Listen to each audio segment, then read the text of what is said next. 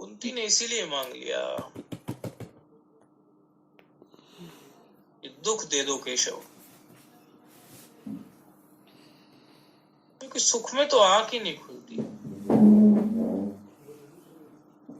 मनुष्य योनि को ही क्यों दुर्लभ कहा गया? देवताओं के लिए तो दुर्लभ नहीं कहा गया, देवता योनि तो दुर्लभ नहीं कही गई। हालांकि देवताओं के पास सब कुछ ज्यादा है, क्योंकि यहाँ दुख है। मनुष्य योनि में देवता योनि से विशिष्ट जो चीज है, जो विशिष्ट वस्तु है, वो दुख है। दुख बड़ा वरदान है। दुख से बड़ा कोई वरदान, कष्ट से बड़ा कोई वरदान साधक के लिए नहीं है। किसी आम व्यक्ति को बोलो ये बात तो वो तो बिफर पड़ेगा, वो तो लड़ पड़ेगा, क्योंकि आम व्यक्ति तो संतों के पास जाता इसलिए है कि मेरे दुख मिट जाएं। इस प्रकार की बात कोई नहीं कहता कि मेरे जीवन में दुख बना रहे ताकि साधन बना रहे। चलो इस प्रकार की बात कहने की हिम्मत नहीं है तो दूसरे प्रकार की बात तो कह सकता है कि महाराज जी हमें दुख और सुख में समता बनी रहे। वो पक्की बात जो एक कोई पक्का साधक ही बोलता है, कुंती जैसा, कि दुख रहे कोई दिक्कत नहीं, आए दुख मिले वरदान स्वरूप। लेकिन यदि दुख मांगने की हिम्मत नहीं साधक को, तो कम से कम इतना तो सोचना चाहिए कि संतों के पास जाएं तो दुख और सुख में समता रहे, ऐसा वरदान हम मांग लें। भोगों की तो कोई कमी ही नहीं है, जितने हमारे पास है वही इतने ज्यादा है।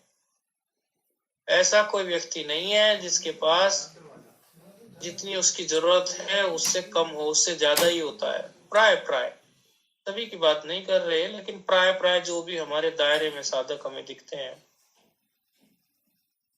और आवश्यकताएं तो कम होने का नाम नहीं ले रही। 2 वक्त की रोटी मिल जाए व्यक्ति, इसके लिए नौकरी धंधा काम बिजनेस शुरू करता है जब उसका कुछ नहीं चल रहा हो। और वासनाएं बढ़ते बढ़ते इतनी बढ़ जाती हैं कि वो कोई रुकने का नाम ही नहीं लेता।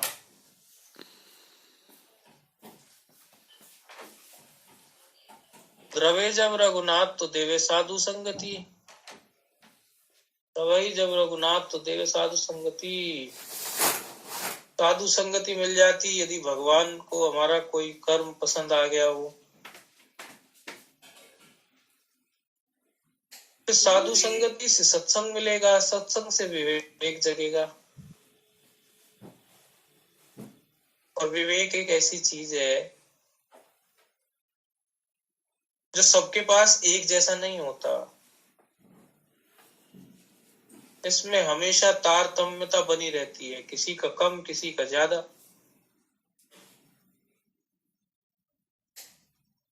लेकिन यदि थोड़े से विवेक की भी शुरुआत हो जाए तो होते होते फिर और अधिक विवेक मिल जाता है।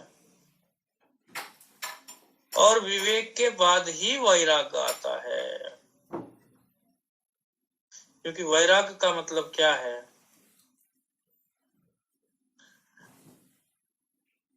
तिनके से लेके ब्रह्मलोक तक के सुख के प्रति आसक्ति ना होना, ये परम वैराग्य है। अर्थात अब वो ये जान चुका है साधक विवेक से, ये जो कुछ भी मुझे प्राप्त है ये सब चीजें सुख देनी सी लगती है, लेकिन ये दुख ही देती हैं।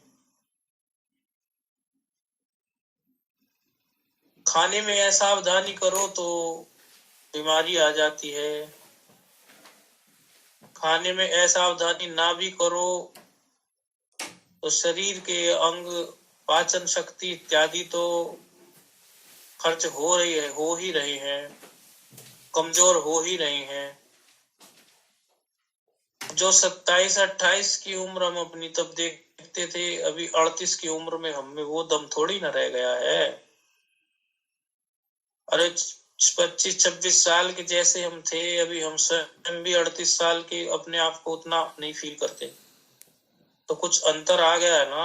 तो जो 38 में रहे वो 40 में 50 में नहीं रहेंगे, जो 50 में है वो 60 में नहीं रहेंगे। तो शारीरिक बल, अंग प्रत्यंग पहले से दिन पर दिन कमजोरी पड़ते हैं ना। भर्तृहरि ने स्पष्ट ही कह दिया ना, भोगेन भुक्ता वयमेव भुक्त। भोगों को हमने कहाँ भोगा, भोगों ने हमें भोग लिया। एक रागिनी गायक हुए लक्ष्मी चंद, इतनी बात तो वो भी अपनी रागनी में कह गए। इसी भोगन भुक्ता को हम चाहे थे भोग भोगना, भोगों ने हमें भोग लिया। 1,84 जिया जून रे, बीत कलप युग 4 गए। और नाक मेरे दम आ गया रे दंता, मरते मरते हार गए। गांव देहात में ऐसी रागनी हमने सुनी थी। तो ये तो हमें 84 लाख योनियों में भटकते भटकते थकान हो गई, ऐसा विवेक ही बोल सकता है। लेकिन नहीं तो लोग को कहाँ थकान हो रही है। 84 लाख योनियां कितनी बार ले चुके, एक एक योनियों में 20-20 बार भटक चुके। 84 लाख तो योनियां हैं, तो पता नहीं कितने करोड़ जन्म हो चुके। कुंती विवेकी है, कहती केशव दुख दे दो देने हैं तो। आज हम यही बात बता रहे थे एक साधक को कि हमारे जीवन में कई ऐसे समय आए कि हम निराश हो गए संसार से, और वो हम अपने जीवन के सुंदरतम समय समझते हैं।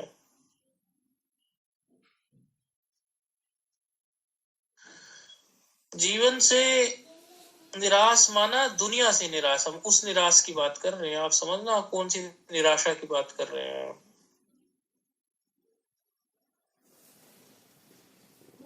मन उठ गया चारों तरफ से,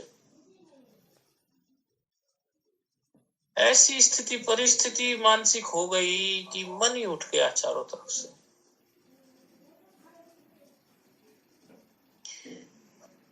रमण महर्षि जी के आश्रम में चले गए। वो तो हुए माई मैं कौन हूं, उससे अलावा दूसरी बात नहीं करते थे।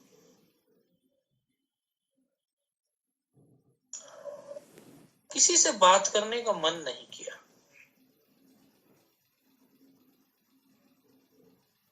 निकट के लोगों में भी कोई स्वाद नजर नहीं आया।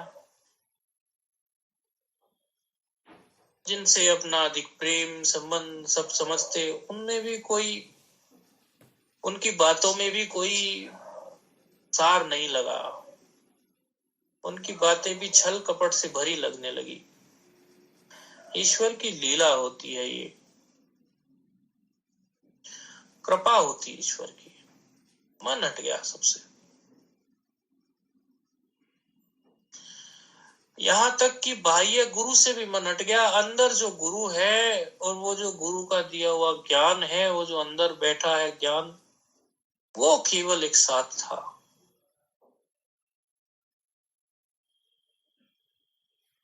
वो व्यक्ति की तो स्थिति ऐसी थी कि एक झोला एक झंडा, कुछ और तो था नहीं। वही गुफा जहां महर्षि जी बैठते थे, ऊपर है वो थोड़ी। जाके बैठे, पहले दिन तो हमें पता ही नहीं चला। उस गुफा में अंधेरा सा था, तो कोई और भी बैठा है, लेकिन बाद में पता चला हमसे अलावा और भी कुछ लोग बैठे हुए थे। उसमें अंधेरा इतना था कि हमें पता ही नहीं चला, बैठे रहे हम। फिर कभी गुफा में बैठते,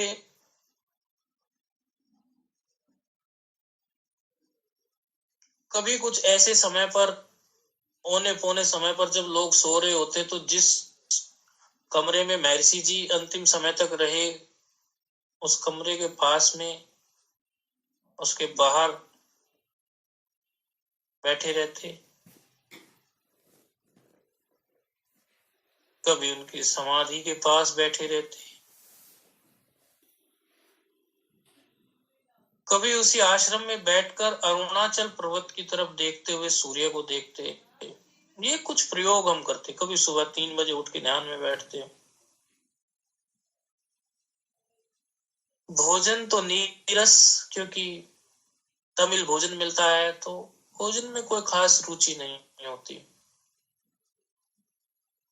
वही चावल सांभर, वही सब कुछ। वहां की दृष्टि से भोजन बहुत अच्छा, लेकिन हमारी रुचि की दृष्टि से हमें नहीं जमता। ना कहीं देखने का मन, जीभ का स्वाद भी गया। बड़ी अंतर्मुखता आई जीवन में। बहुत निर्भर जीवन हमने जिया वहां। तो मानो सब द्वंद हमारे मिट गए हों। जीवन में जो कमी खलती थी थोड़ी बहुत कि अरे अभी शायद कुछ बाकी रह गया,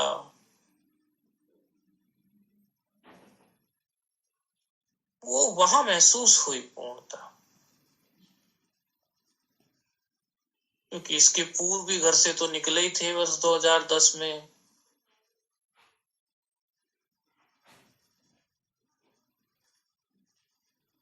उस समय भी बंद कमरे में तो रहे ही थे, तो निर्विचार स्थिति का सुख तो चखा हुआ ही था। लेकिन बीच में कुछ ऐसा प्रारब्ध था कि फिर कुछ शायद धूल जम गई थी। तो फिर ये कई वर्षों के बाद जीवन की जो बची हुई जन्म की शरीर की यात्रा थी, वो वहां जाना जरूरी था। उसी के लिए सभी प्रकार लोगों से मन हटना भी जरूरी था, क्योंकि यदि मन नहीं हटता तो मन पड़ा रहता। बड़ी में बड़ी अपनी अटैचमेंट आश्रमों से थे सेवा करने के, वो भी हट गए। सिर्फ हम हुए माई वाली अवस्था में खड़े हो गए।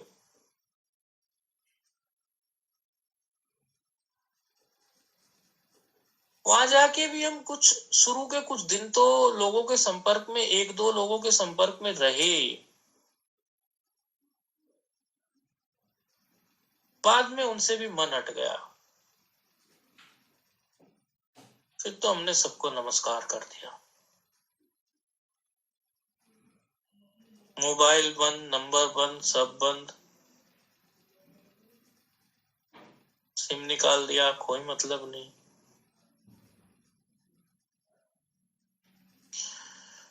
तो जीवन में दुख आना बहुत सुखकर होता है कभी कभी। और बाहर से तो हमें भी लगता है कि दुख हो सकता है, ऐसा लग सकता था, लेकिन दुख नहीं था। तो एक महान उपलब्धि, जिसके लिए साधक जीवन जन्मों को लगा देता है।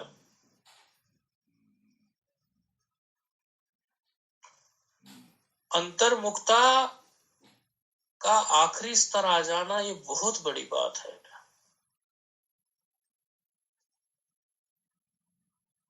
शरीर की जब आप अंतर्मुख हो जाओगे, आप एक एक क्रिया को ठीक से समझ पाओगे। अंतर्मुख नहीं है तो हमें पता नहीं चल रहा है कि अंदर कौन कौन सी क्रियाएं कैसे कैसे चल रही है। और फिर ये शरीर की क्रियाओं से भी आगे निकल जाओगे। शारीरिक क्रियाएं, धड़कन कैसे चल रही है, श्वास कैसे चल रही है, पेट में कौन सी आवाज हो रही है, पाचन तंत्र पे क्या चल रहा है, फिर ये सब बातें हमें समझ में आए कि योगी लोगों ने जो इतनी नाड़ियों का अनुसंधान किया, तो वो अत्यंत अंतर्मुख अवस्था में ये हुआ है, समाधि अवस्था। लेकिन वो तभी संभव है जब बाहर से सारे कनेक्शन कट गए हों।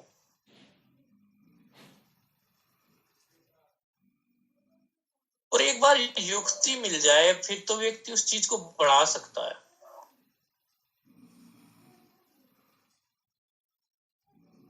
एक बार व्यक्ति को अंतर्मुख होने की युक्ति मिल जाए फिर वो उसको बढ़ा सकता है।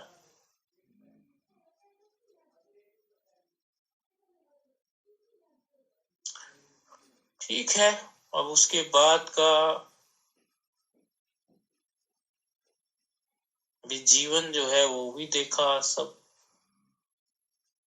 शास्त्र की पारंगतता अथवा शास्त्र को पढ़ने पढ़ाने का काल भी देखा।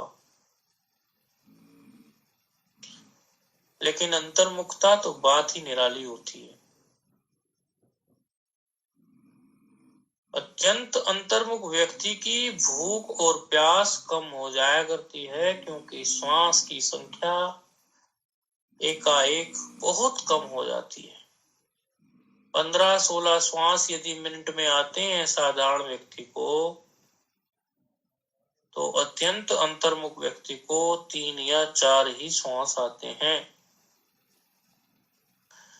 एक अवस्था ऐसी भी आती है कि मिनट भर बीत जाए एक श्वास ना निकले।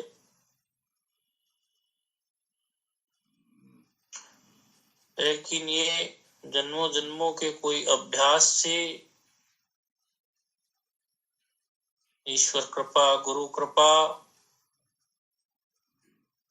से एक ऐसा काल आता है कि साधक इस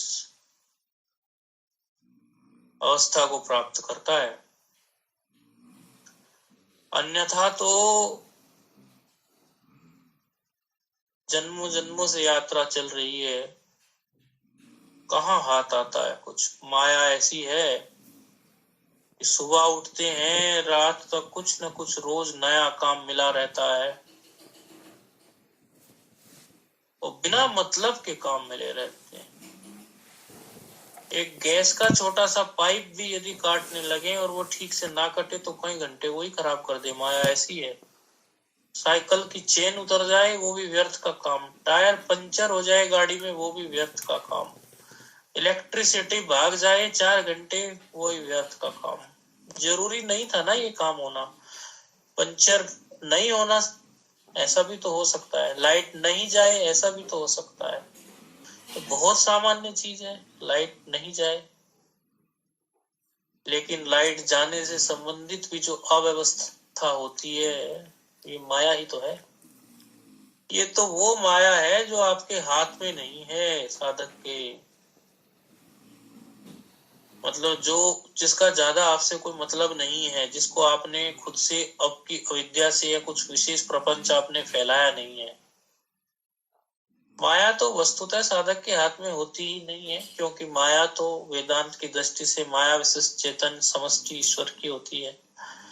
अविद्या में तो फिर भी कह सकते हैं कि व्यष्टि का हाथ है, कोई अविद्या के कारण हमने गलत काम कर दिया, उससे फिर कुछ और प्रपंच बढ़ गया, फिर कुछ और प्रपंच बढ़ गया।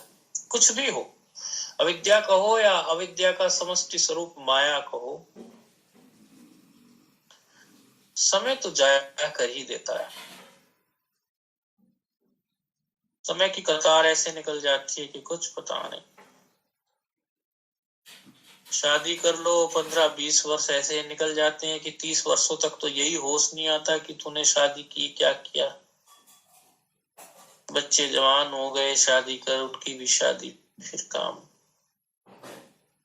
उस माया से नहीं निकल पाते। और नौकरी छेड़ लो, कुछ छेड़ लो, कहाँ निकल पाते हैं।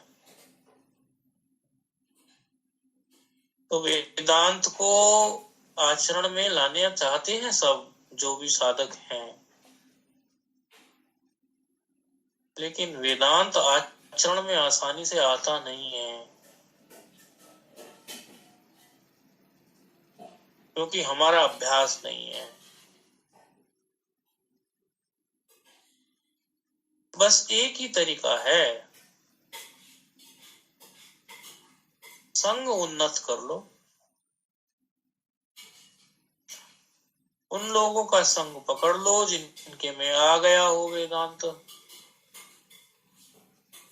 और फिर अपना काम करते रहो। पीछे से धक्का वो भी मारते रहेंगे और आप भी प्रयास करो। रोज अभ्यास करो, शास्त्र अध्ययन करो, शास्त्र के श्लोक लेके आओ, उनके मंत्र लेके आओ उपनिषद के, और उन पर चर्चा करो, नित्य स्वाध्याय में लगे रहो। हमेशा ध्यान रखो, ना मैं भाई हूं, ना माई हूं, ना मैं ब्राह्मण हूं, ना मैं क्षत्रिय हूं, ना मैं शूद्र हूं, ना वैश्य हूं। मैं किसी जाति से, किसी वर्ण से मेरा संबंध उतना नहीं है जितना मेरा साधक होने से संबंध है। सर्वप्रथम तो मैं एक साधक हूं। साधक होने के नाते, साधना के नाते यदि ब्राह्मणत्व का अध्यारोप करना पड़े, क्षत्रित्व का अध्यारोप करना पड़े, वैश्यत्व का, शूद्रत्व का अध्यारोप करना पड़े तो मुझे स्वीकार है। अर्थात वो ओढ़नी यदि ओढ़नी पड़े तो मैं ओढ़ लूंगा, लेकिन साधकपन को मैं प्रथम याद रखूंगा कि मैं एक साधक हूं। जब भी व्यवहार करें अपना, सुबह से लेकर शाम तक, आप प्रातः काल उठते हैं और फिर रात्रि में शयन के लिए चले जाते हैं, तो यावत शयन काले आप ये बात ध्यान रखें कि आप जो भी व्यवहार कर रहे हैं, क्या वो साधकीय व्यवहार है? धन बिगड़े तो बिगड़े, लेकिन मन नहीं बिगड़ना चाहिए। जिसका अंतःकरण ही बिगड़ गया, उसके पास कुछ बचा नहीं है।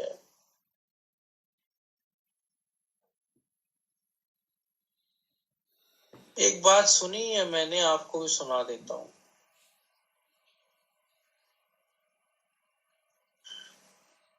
एक नवाब चले जा रहा था, उसका नौकर आके बोला कि नवाब साहब, आपकी हवेली में आग लग गई है। नवाब ने सुना अनसुना कर दिया, उसी चाल से चलता रहा। दोबारा नौकर बोला, नवाब साहब काफी कमरे जल गए हैं, जल्दी चलिए। नवाब फिर उसी मस्तानी चाल में चलता रहा और नौकर की बात को सुना अनसुना कर दिया।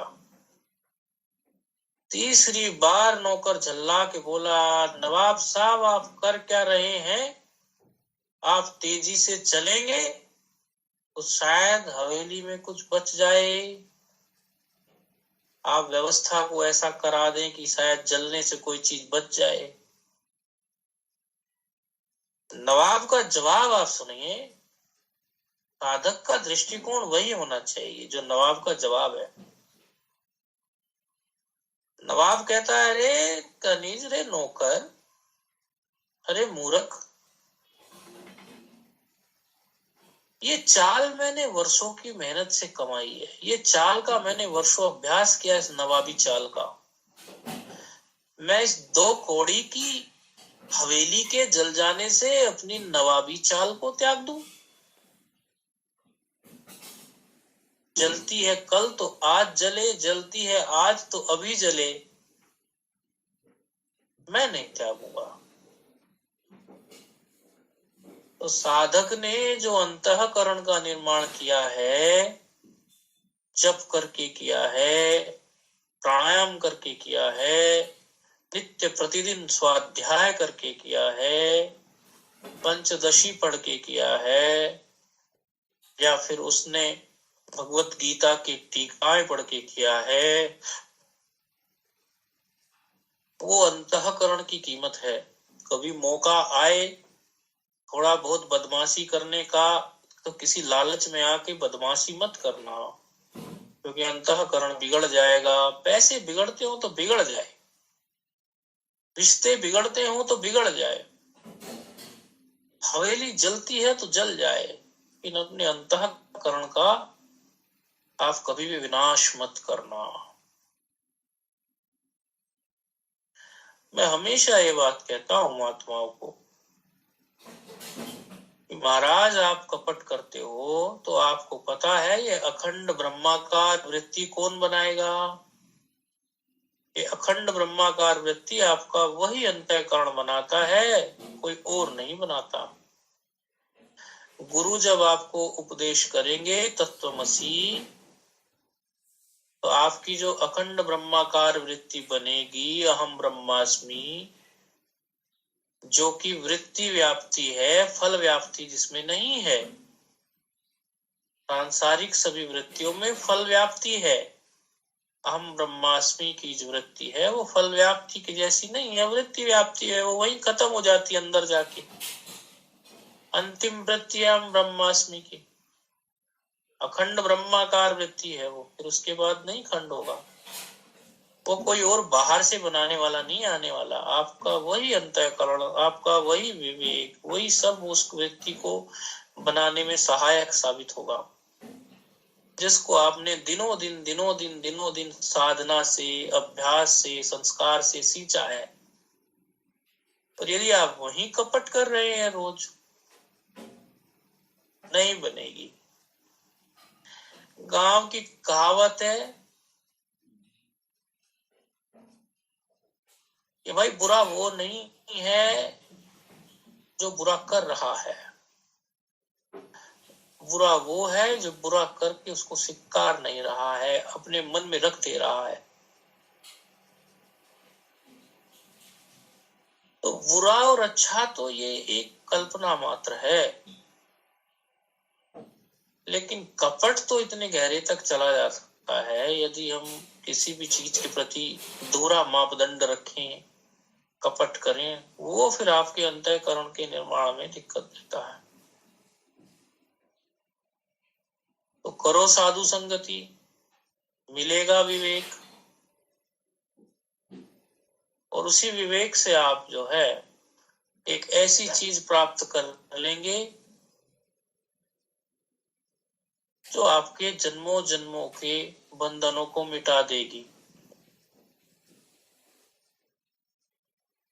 विवेक से बड़ा कोई मित्र दूसरा हो तो सही, कोई कहे तो सही। जब कोई काम नहीं आता कहीं तो विवेक ही काम आता है। लेकिन साधक कभी कभी क्षणिक लाभ को देखते हुए अपने विवेक को औंधा कर देता है। क्षणिक लाभ के चक्कर में विवेक को चादर ढाक देता है, जो ठीक नहीं।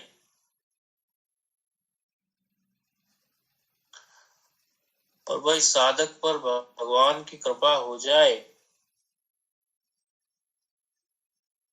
तो बात ही क्या है। मूकम करोति वाचालम पंगुम लंघयेत गिरिम यत् कृपातमहं वंदे परमानंदम माधवम। गूंगे को बुलाने की क्षमता है, लंगड़े को पर्वत लांघवाने की क्षमता है। बुद्धि फिर कैसी हो जाती है? ईशावास्यमिदं सर्वम यत् किंच जगत्याम जगत तेन त्यक्तेन भुंजीथा माग्रधः कश्चित् धनम। फिर उपदेश जमता है उसको, फिर वो श्वेत केतु की स्थिति में आके खड़ा होता है, फिर वो नारद की स्थिति में आके खड़ा होता है। तदेव सौम्येदमग्रासीत्, सौम्य, हे सौम्य, ये सब प्रपंच होने से पहले वो एक ब्रह्म ही था। ये बुद्धि उसकी उदय होने लगती है। लेकिन कब? जब जीवन में उसके साधु संगति हो, उसका विवेक जगने लगे। क्योंकि साधु संगति होगी तो देर सवेर विवेक तो जगेगा ही। और इससे बड़ा और उसके जीवन में कोई और, आप समझो कि उपहार नहीं है, इससे बड़ा उसके जीवन के लिए कोई गिफ्ट नहीं है।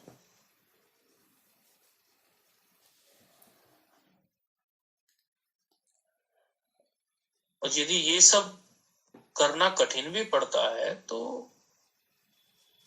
भगवान को या भगवान के जनों को, संतों को समर्पण भाव से उनके चरणों में रहो।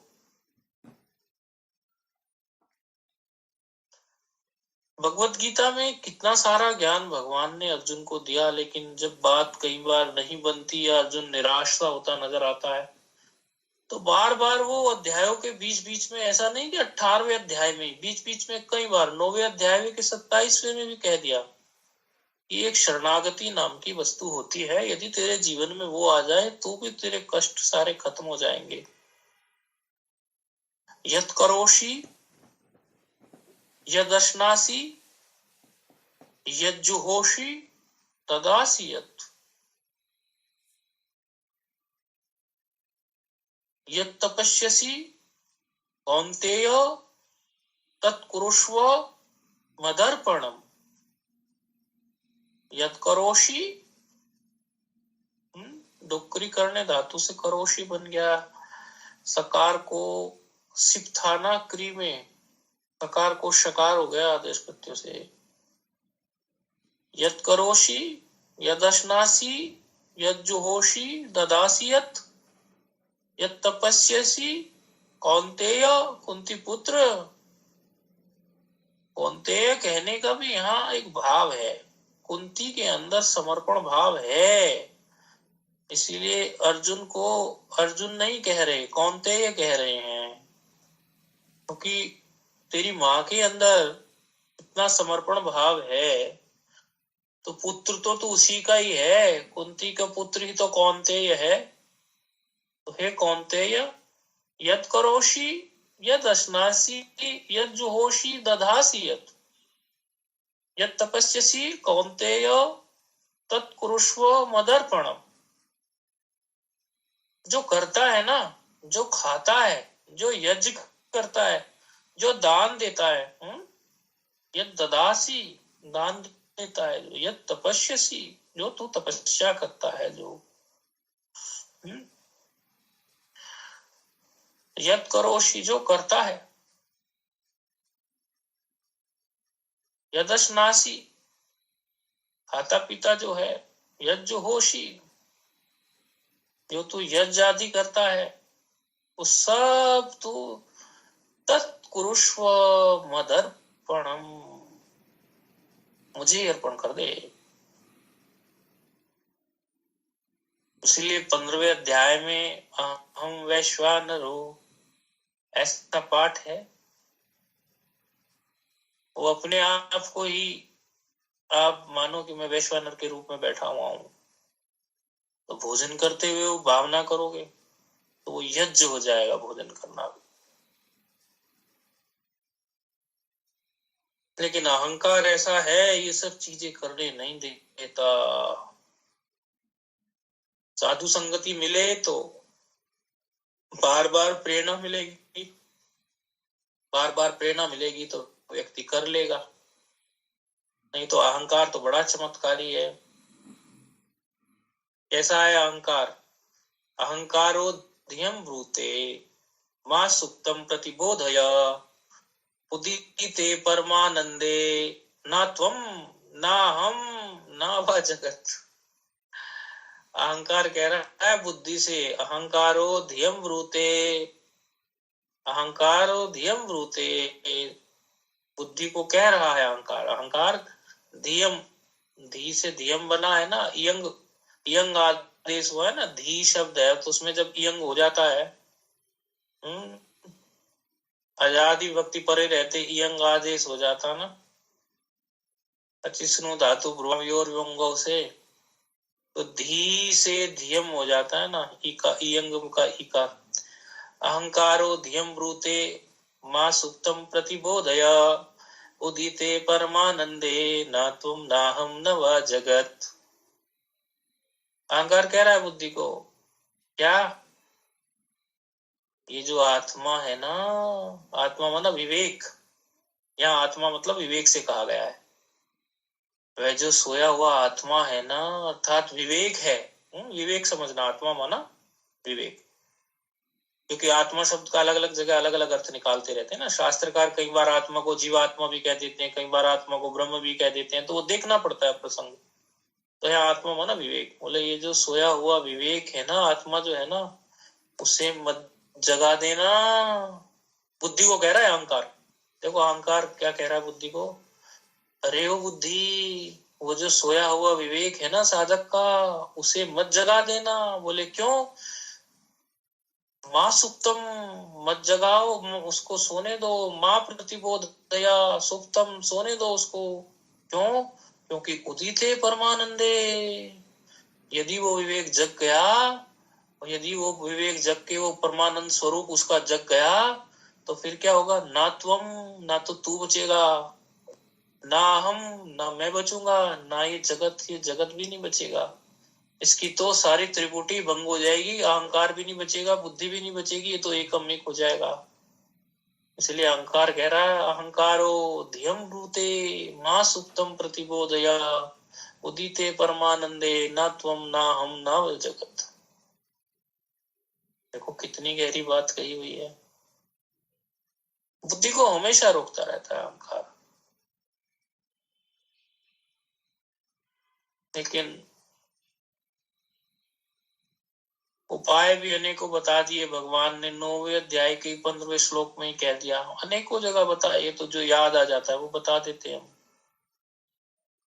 ज्ञान यज्ञेन चाप्यन्ने यजन्तो मामुपासते एकत्वेन पृथक्त्वेन बहुधा विश्वतो मुखम। इस ज्ञान यज्ञ के द्वारा जो मेरा पूजन करते हैं एकत्व भाव से, पृथक भाव नहीं है जिनके अंदर, तो मेरे विराट रूप का ही भजन करते हैं। अलग खाली यूं नहीं है कि वो परिच्छिन्न रूप में ही करते हैं।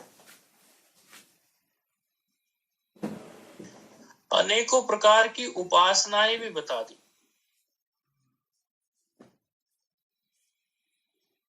और निर्भर करता है व्यक्ति उस उपासना को किस प्रकार कर सकता है। 16वें श्लोक में फिर क्या कहा, अहम क्रतुर अहम यज्ञ स्वदा अहम अहम औषधम मंत्रो अहम अहम वाज्यम अहम अग्निरहम हुतम।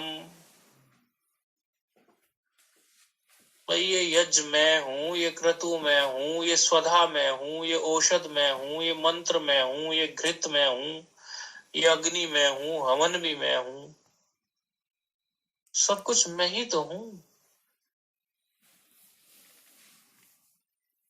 जानने योग्य पवित्र ओंकार, ऋग्वेद सामवेद यजुर्वेद सब मैं ही हूँ, और दूसरा कोई है ही नहीं। ऐसी दृष्टि रख। और वो ऐसा नहीं है कि वो ये कह रहे हैं ये मैं ही हूँ, वही तू भी है।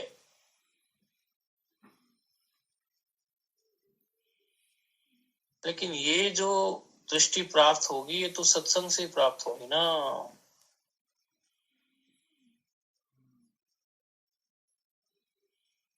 सत्संग इसीलिए नित्य चाहिए। वेदांत को पचाने के लिए नित्य सत्संग चाहिए। परम भाग्यशाली है वो जिनको सत्संग मिलता है, परम भाग्यशाली है वो जो जिनको संतों का निकट का सानिध्य प्राप्त है। निकट का सानिध्य माना सत्संग इत्यादि प्राप्त हो जाता है। ओ